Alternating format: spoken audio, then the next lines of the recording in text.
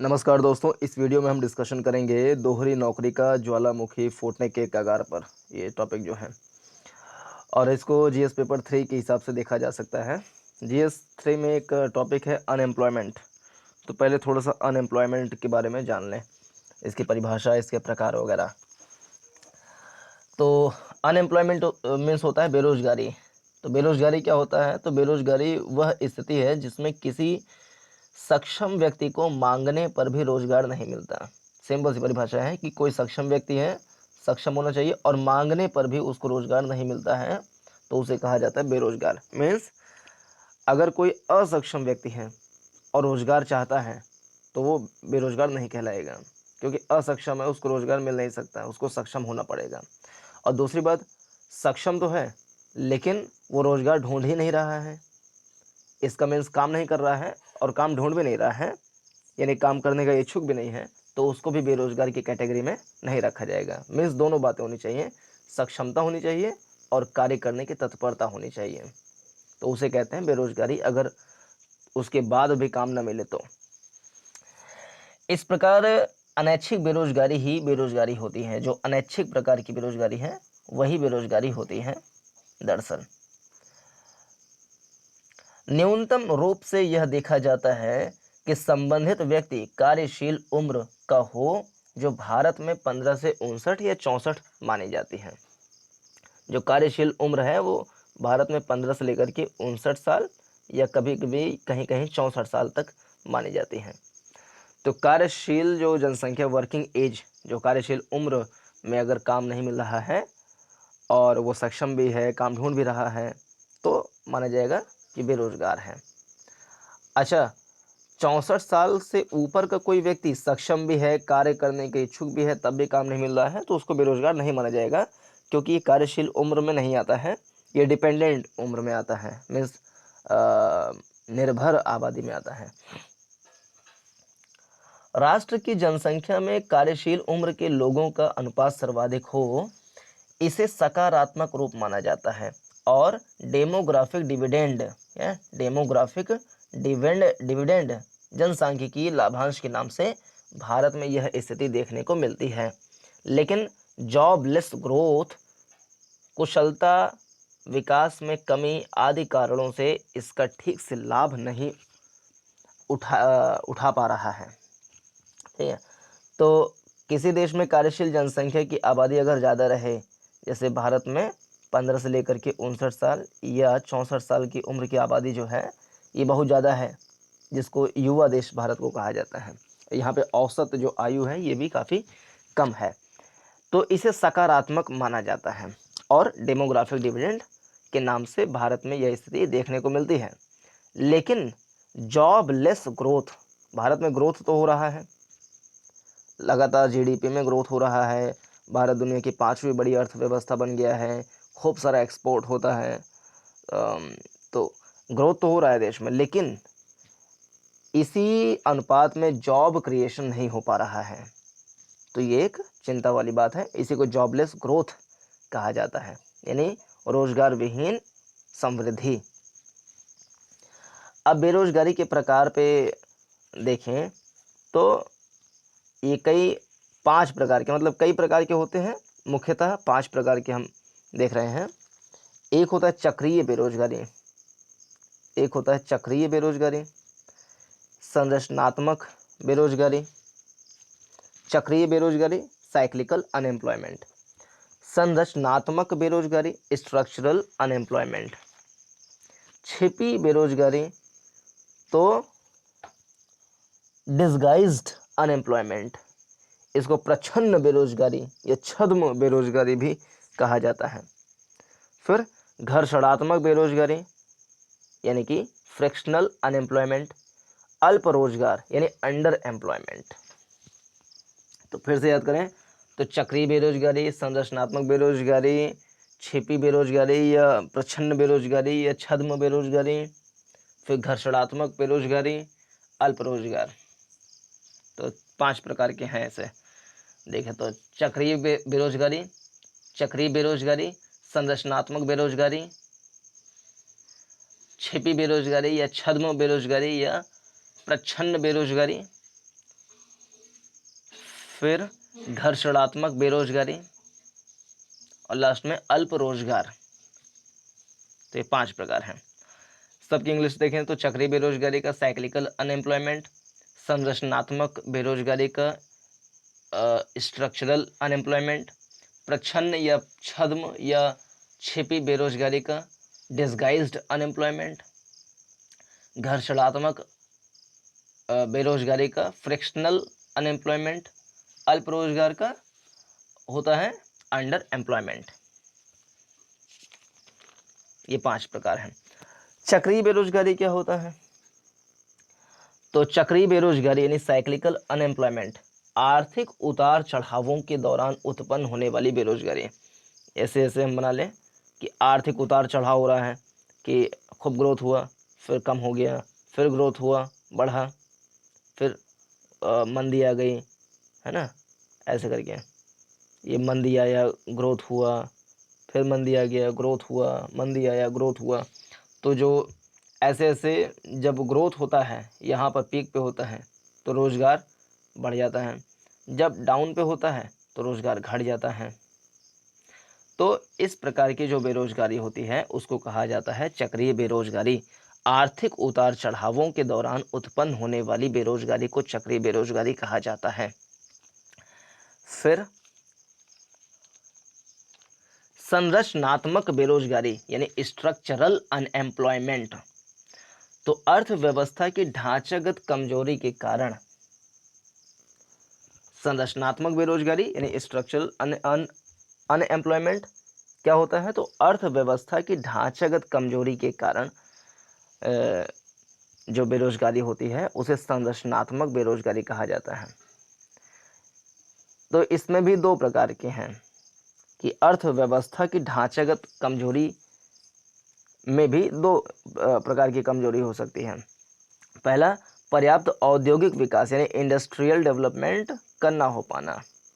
पर्याप्त industrial development जब नहीं होगा तो ढांचागत कमजोरी के कारण संरचनात्मक बेरोजगारी उत्पन्न होगी। और दूसरा, लोगों में कुशलताओं की कमी यानी स्किल ना हो तो इसके कारण से जो बेरोजगारी होगी उसे कहा जाएगा संरचनात्मक या स्ट्रक्चरल अनएम्प्लॉयमेंट। तो पहले चक्रीय बेरोजगारी में क्या था? आर्थिक उतार चढ़ावों के कारण उत्पन्न होने वाली बेरोजगारी को चक्रीय बेरोजगारी कहा जाता है।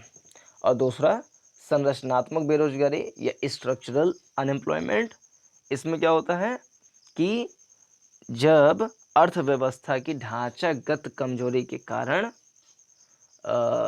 बेरोजगारी उत्पन्न हो, जैसे कि इंडस्ट्रियल डेवलपमेंट यानी औद्योगिक विकास नहीं हो पाने के कारण उत्पन्न बेरोजगारी, कि इंडस्ट्री ही नहीं है तो जॉब कहाँ से होगा, तो बेरोजगारी बढ़ जाएगी। तो ऐसी बेरोजगारी संरचनात्मक बेरोजगारी है। या लोगों में कुशलता की कमी है, स्किल की कमी है, तो स्किल की कमी के कारण उत्पन्न होने वाली बेरोजगारी को भी संरचनात्मक बेरोजगारी स्ट्रक्चरल अनएम्प्लॉयमेंट कहा जाएगा।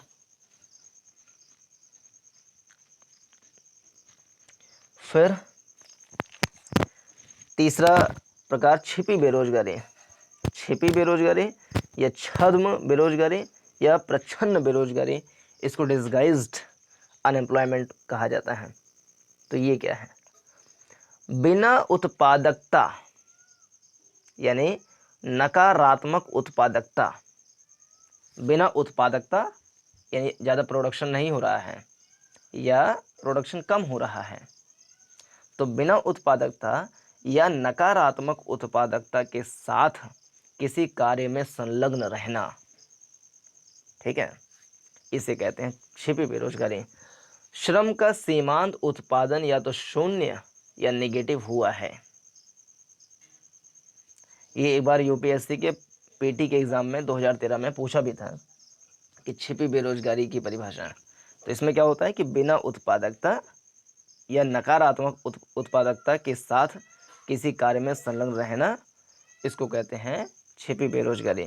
यानी लोग काम तो कर रहे हैं लेकिन दरअसल उसमें कोई उत्पादकता में वृद्धि नहीं हो रहा है या नकारात्मक उत्पादकता हो रहा है, तो उसे कहेंगे छिपी बेरोजगारी। जैसे मान लीजिए कोई खेत है, खेत में 4 लोग काम करते हैं और उत्पादन करते हैं 10 क्विंटल का। लेकिन इस परिवार में 2 सदस्य और हैं जिनकी उम्र है 25 साल 28 साल ऐसे करके, 2 और लोग हैं इन 4 के अलावा। तो क्या करते हैं, खाली बैठे बैठे ये भी आ गए खेत में काम कराने के लिए कि चलो हम भी काम करा देते हैं। ये 4 लोग बेचारे काम कर रहे हैं, हम भी तो खाना खाते हैं, हम भी चलें काम करवा दें। तो ये भी काम करवाने गए। तो भाई 4 लोग काम करें चाहे 6 लोग काम करें चाहे 100 लोग काम करें, खेत की जो क्षमता है वो तो उतना ही पैदा करेगा। तो 2 लोग और आ गए, तब भी 10 क्विंटल पैदा हुआ, यानी उत्पादकता बढ़ी नहीं। तो बिना उत्पादकता बढ़े, बिना प्रोडक्शन बढ़े, अब ये 4 लोग जितना उत्पादन कर रहे थे 10 क्विंटल, 2 और आ जाने से भी उत्पादन 10 क्विंटल ही बना हुआ है। तो इन 2 के आने या ना आने से उत्पादकता में कोई फर्क नहीं पड़ा।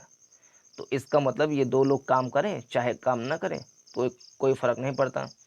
तो काम नहीं करें तब भी बेरोजगार हैं, काम कर रहे हैं तब भी बेरोजगार हैं, क्योंकि इनके काम करने न करने से उत्पादकता पर कोई फर्क नहीं पड़ा। तो ऐसे में इनका काम करना भी बेरोजगारी ही कहलाएगा।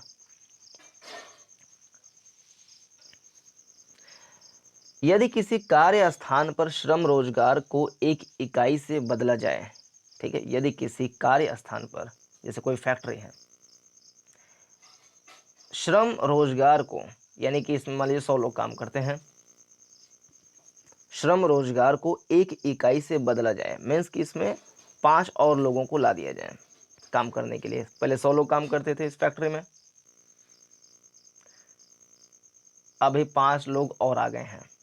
तो यदि किसी कार्य स्थान पर श्रम रोजगार को एक इकाई से बदला जाए तो उसके कारण कुल उत्पादन पर पड़ने वाले प्रभाव को श्रम का सीमांत उत्पादन कहते हैं।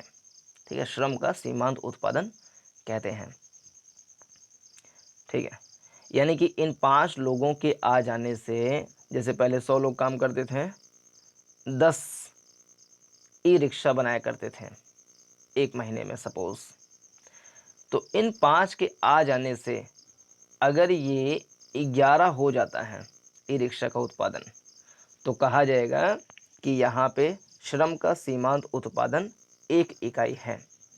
यानी इतनी संख्या में श्रमिक आ जाने से पहले के चल रहे प्रोडक्शन में इतना का इजाफा होता है, तो जितने का इजाफा हुआ है उसे कहा जाएगा श्रम का सीमांत उत्पादन।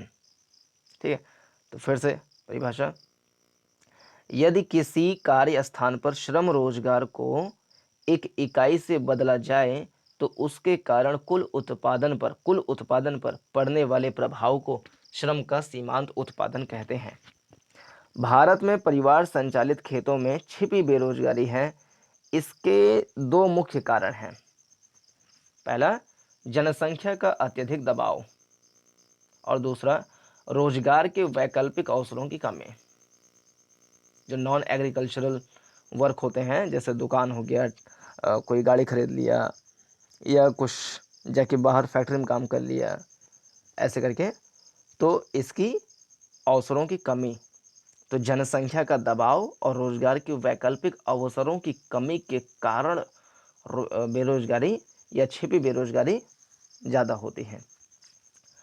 नॉन फार्म एक्टिविटीज़ को बढ़ावा देकर छिपी बेरोजगारी के प्रभाव को कम किया जा सकता है।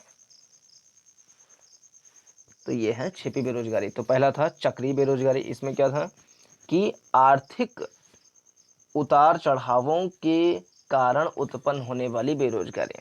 दूसरा, संरचनात्मक बेरोजगारी, तो ढांचागत कमजोरी के कारण उत्पन्न बेरोजगारी, जैसे औद्योगिक विकास के न होने से उत्पन्न बेरोजगारी या कुशलता में कमी के कारण उत्पन्न होने वाली बेरोजगारी। तीसरा, छिपी या छद्म या प्रच्छन्न यानी डिस्गाइज्ड अनएम्प्लॉयमेंट, तो इसमें कि बिना उत्पादकता या नकारात्मक उत्पादकता के साथ किसी कार्य में संलग्न रहना, ये है।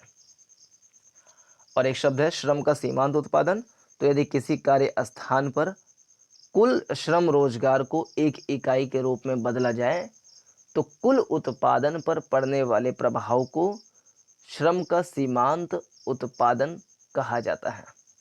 और भारत में छिपी बेरोजगारी के बढ़ने के दो कारण हैं। पहला, जनसंख्या में अत्यधिक वृद्धि और दूसरा, वैकल्पिक अवसरों की कमी। तो इसमें सुधार के लिए हम वैकल्पिक अवसरों यानी कि नॉन एग्रीकल्चरल वर्क्स पर ज़्यादा फोकस कर सकते हैं। चौथा बेरोजगारी का प्रकार है घर्षणात्मक बेरोजगारी, या इसे कहते हैं फ्रैक्शनल अनएम्प्लॉयमेंट। तो यह बेरोजगारी किसी भी अर्थव्यवस्था में हमेशा बनी रहती है।